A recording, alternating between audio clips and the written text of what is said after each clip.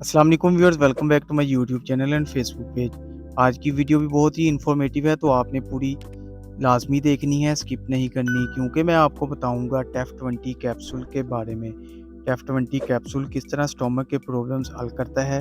Video and तक लाज़मी देखें। चलते हैं आज के टॉपिक की तरफ, जो कि है ओमेप्राज़ोल कैप्सूल है।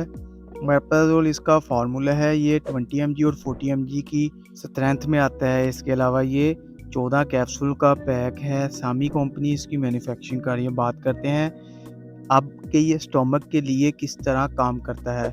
अगर आपके स्टोमक में बहुत ज़्यादा डाइजेशन है, आपके स्टोमक का एसिड बहुत ज़्यादा बढ़ जाता है, जिसकी वजह से आपको जलन, खट्टी डकारें, बदहज़मी होना, उल्टी आना, मसाने में जलन होना, हार्टबर्न होना, आपको बहुत ही शदीद किस्म की अपनी आप से बेजारियत होना, इन सब चीज़ों की वजह से आपको परेशान होने की ज़रूरत नहीं है, क्योंकि ओमेप्राज़ोल 20 mg का कैप्सूल आपने खाना खाने से आधा घंटा पहले लेना है।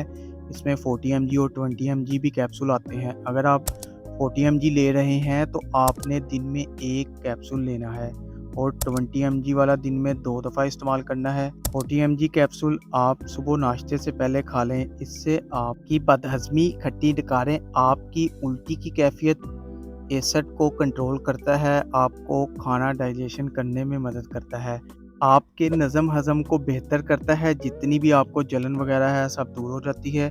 अब बात करते हैं इसके साइड इफ़ेक्ट्स के बारे में। इसके इस्तेमाल से डायरिया हो सकता है, ओवरडोज़ से आपको लूज़ मोशन भी लग सकते हैं। तो आपने ओवरडोज़ नहीं लेनी है, इस चीज़ का आपने ख्याल रखना है।